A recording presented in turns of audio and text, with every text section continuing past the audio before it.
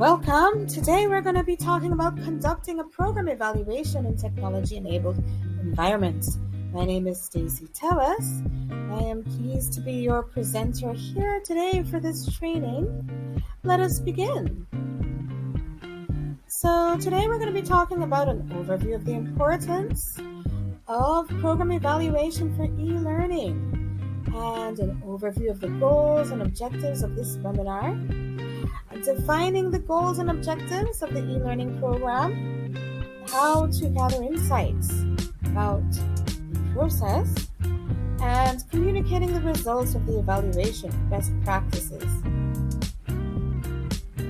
So what exactly is a program evaluation? A program evaluation is a systemic process of collecting, analyzing, and interpreting information about a program in order to determine its effectiveness, its efficiency, and impact. And this information is used to make decisions about the program, such as whether or not to continue it, modify it, or expand it. Program evaluation is an important tool for assessing the effectiveness of various types of programs. And this can include educational, social, health, and environmental programs. A whole realm of different kinds of programs require this process. So, for example, a school might conduct an evaluation of its TLET curriculum to determine whether it is meeting the needs of students and helping them to achieve their learning goals. Another example may be a health clinic. They might evaluate its patient care services to try to determine whether they are effective at improving patient health outcomes. Patient organization. They might evaluate its efforts to protect a particular species of wildlife to determine whether its efforts are making a positive impact on the species population. So, program evaluation helps organizations and individuals to make informed decisions about the programs they're running and to ensure that they are achieving their intended goals. I don't think that's true. But I'm not So many different types of program evaluations. So some of the most common types of program evaluations can include, we have formative or goal-based evaluations, and these are the type of evaluations that are conducted during the development of a program. And the purpose is to provide feedback and information that can be used to improve the program before it's fully implemented. So, for example, UWI might conduct a formative evaluation of their new TLET curriculum by asking a group of teachers to pilot the curriculum and provide feedback on its effectiveness and any challenges that they encounter. A process evaluation is a type of evaluation that focuses on the implementation of a program. Its purpose is to determine whether the program is being implemented as intended and whether it's reaching the intended audience. So, for example, a health clinic might conduct a process evaluation to determine whether its patient care services are being delivered according to established protocols and whether patients are utilizing the services as intended. And an outcome evaluation is a type of evaluation that focuses on the results of the effects of a program. And its purpose is to determine whether the program is achieving its intended goals and objectives. So, for example, the conservation organization can conduct an outcome evaluation whether the speech elements that are included in these program evaluations, specifically, let's say for the TLET program, e-learning, learner feedback, and this can include surveys or interviews with learners to assess their satisfaction with the program and their perceptions of its effectiveness. So the more data you have, the better. So you want to get a good mix of primary and secondary information in order to make a good judgment. So feedback, learning outcomes.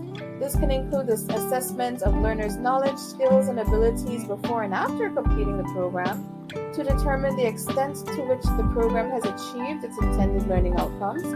Instructional materials, and this this can include an evaluation of the quality and relevance of the instructional materials in the program, as well as their effectiveness in supporting learners' learning. The delivery method.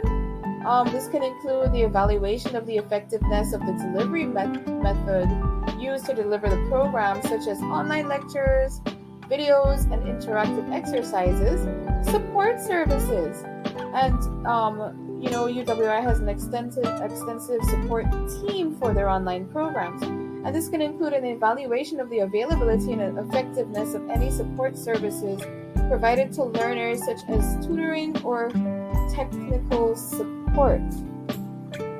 So, where are the program evaluations helpful?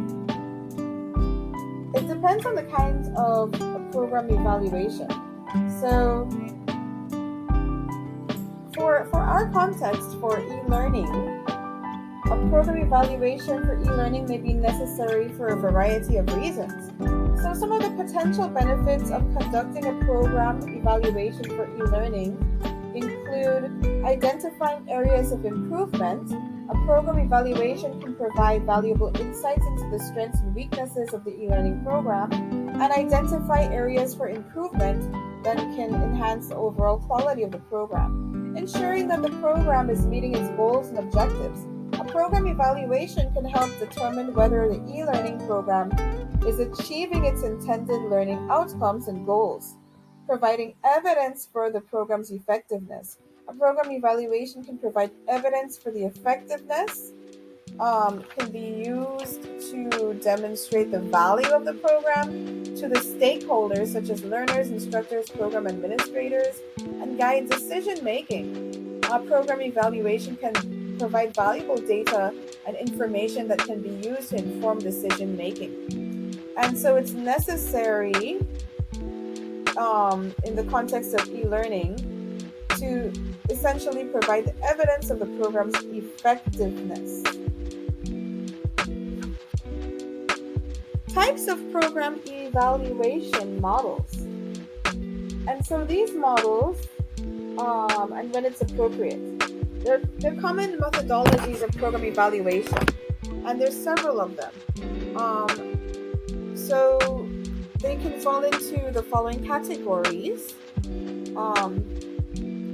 Common methodologies of program evaluation. The first one being experimental design.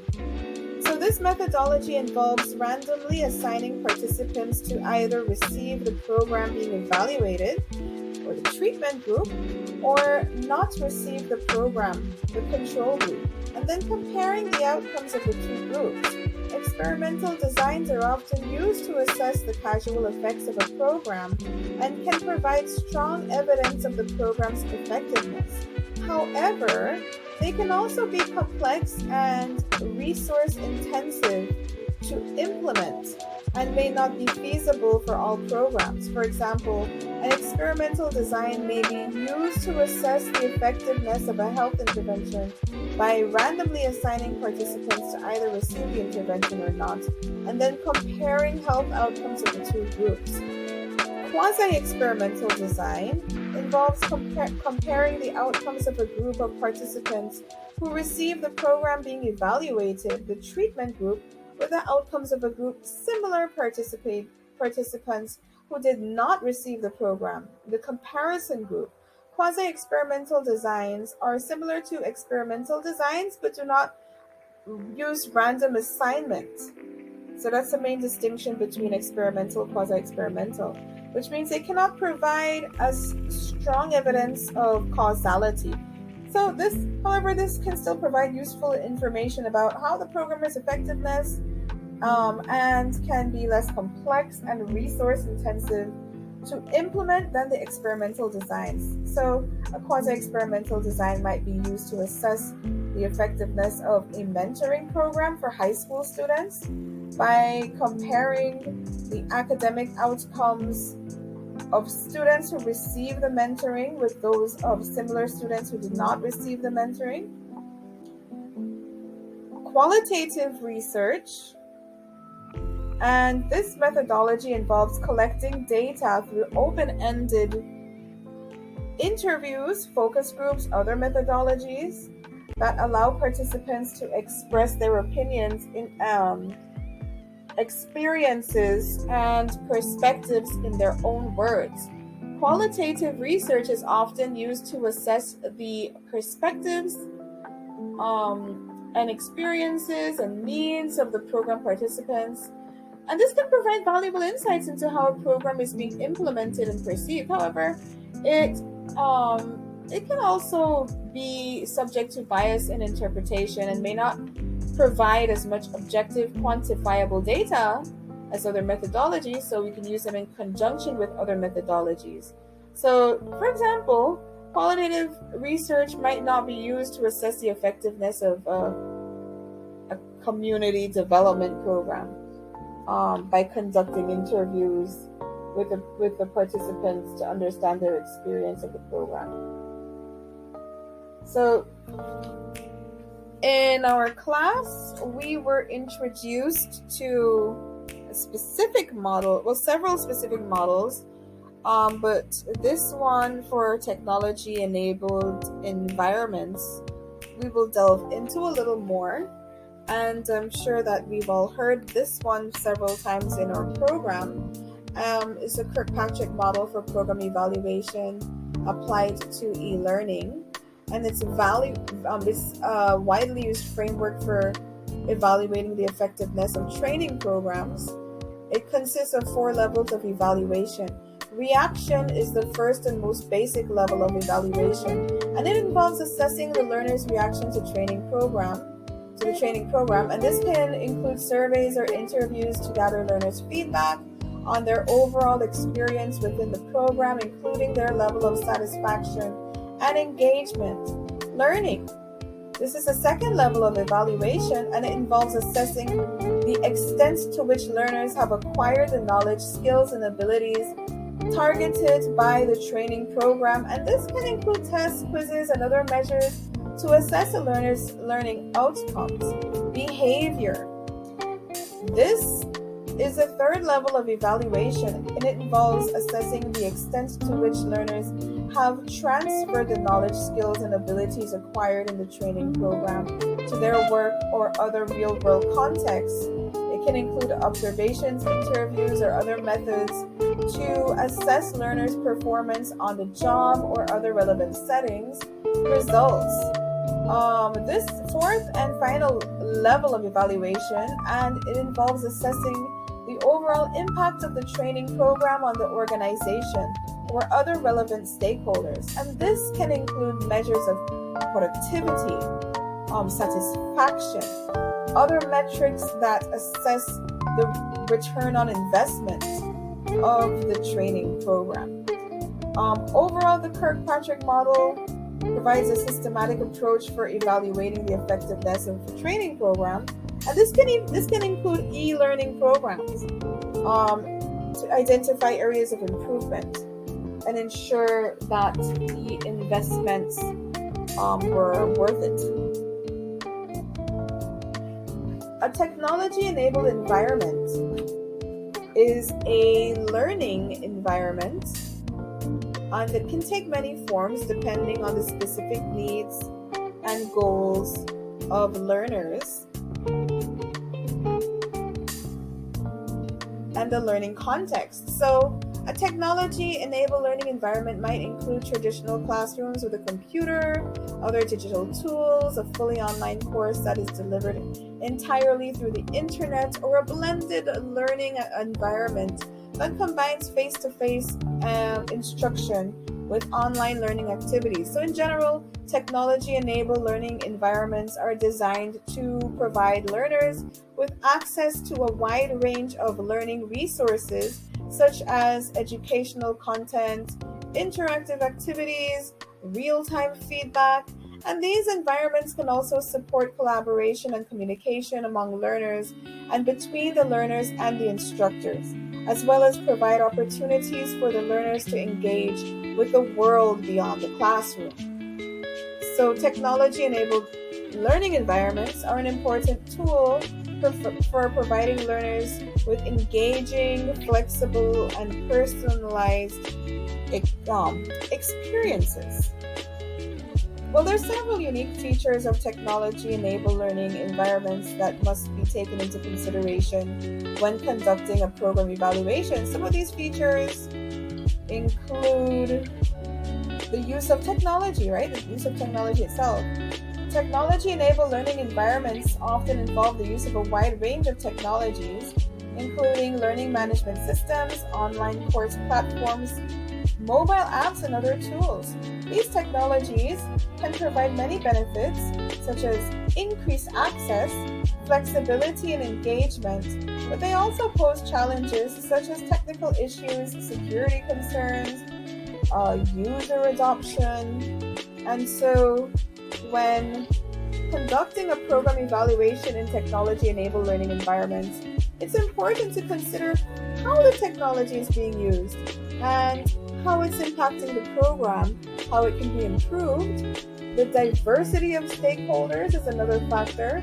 Technology enabled learning environments often involve a wide range of stakeholders, including the learners, instructors, administrators, and other parties. And these stakeholders may have different goals, perspectives, and needs, and it's important to consider how these differences may impact the program and its evaluation. So, when conducting a program evaluation in a technology enabled learning environment, it's important to engage with all relevant stakeholders and to consider their perspectives and needs when designing and implementing the evaluation. The complexity of the program. Technology enabled learning programs can often be complex with many different components, interventions, and outcomes. The complexity can make it difficult to assess the program's effectiveness, can also make it challenging to identify areas for improvement. When conducting a program evaluation in a technology enabled learning environment, it's important to use a structured and systemic approach to consider how the various components of the program may be interacting with one another.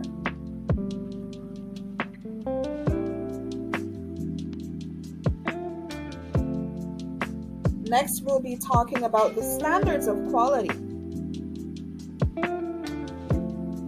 So, important quality standards that programs offered in technology-enabled learning environments should comply with to ensure that the programs offered of a high quality. So, descriptions and examples of each step in the program evaluation process are as follows. There are many important quality standards that programs offered in technology-enabled learning environments should comply with in order to ensure that the programs are of high quality. So some of these standards may be specific to the field of education or technology-enabled learning, while others may be more general standards that apply to all programs. Some examples of quality standards that programs offered in technology-enabled learning environments should comply with the following. Accreditation. So many programs offered in technology-enabled learning environments are accredited by professional organizations or bodies that have established standards for program quality. So a program in education may be accredited by the National Council for Accreditation of Teacher Education, NCATE, while programs in business are accredited by Association to Advance Collegiate School of Business, AACSB. Compliance with accreditation standards can provide assurance that the programs meet certain minimum standards of quality and can also provide benefits such as increased recognition, credibility, etc. So, learning outcomes. Many programs offered in technology-enabled learning environments are designed to achieve specific learning outcomes, such as knowledge, skills, attitudes, or behaviors. And programs should have a clear, measurable learning outcome and be designed to be implemented in a way that's likely to achieve these outcomes. Programs should also assess and evaluate their learning outcomes regularly and should make any necessary changes in order to improve its effectiveness. User experience. So, and this goes along with the more qualitative. Programs offered in technology-enabled learning environments should be designed and implemented in a way that's user-friendly, engaging, and effective. Programs should be easy to navigate and should provide clear instructions, feedback, support for learners, and should be accessible and inclusive, and should be designed to meet the needs of diverse learners. And so these programs should regularly assess and evaluate their user experience and should make any necessary changes to improve the quality of the learner experience. Compliance with these standards is an important aspect of ensuring that programs offered in technology enabled learning environments are of high quality. Some challenges of programs evaluations. So many people believe that evaluation is a useless activity that generates lots of boring data with useless conclusions.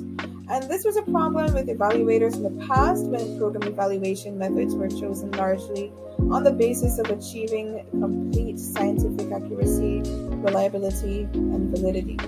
Right? So this approach often generated extensive data from which very carefully chosen conclusions were drawn. So generalizations and recommendations were avoided. As a result, evaluation reports tend to reiterate the obvious and left program administrations disappointed and skeptical. And so another bias or myth can be that many people believe that evaluation is about proving the success or failure of a program. And this myth assumes that the success is implementing the perfect program and never having to hear from employees or customers or your students, teachers, etc. again. The program will now run itself perfectly, and this doesn't happen in real life. Success is remaining open to continuing feedback and adjusting accordingly. Another one is that many people believe that evaluation is a highly unique and complex process that occurs at certain times in a certain way, but they don't consider the information they need in order to make current decisions about current issues, etc. So consequently, people might not benefit from the many attributes of a program evaluation, and they tend to miss precious opportunities to make more differences in their in their program, right? And of course, the return on investment. So You liked her, I could tell. program evaluations, in conclusion, are very helpful. So identifying, addressing deficiencies, they help to identify areas where a program is not meeting its goals, to determine the program's effectiveness. They provide information about whether a program is achieving its needs and objectives, assessing the program efficiency, making informed decisions, that the program evaluation can provide the valuable information that can be used to make informed decisions about a program. And so they're an important tool for assessing the effectiveness, efficiency, impact of their programs. So there are many reasons to conduct a program evaluation. There is a wealth of scholarly literature associated with program evaluation, and many researchers and practitioners have contributed to the field. Some examples of scholarly articles on the program evaluation include these articles, and these articles provide valuable insights into the history, methods, and challenges of program evaluation. They can be very useful for researchers and practitioners who are interested to learn more about the field. So, yes, thank you very much for listening, and I encourage you to share the YouTube video with others. Here we have some additional resources, and I would like to say that I thoroughly enjoyed this class and this activity. Have a great night.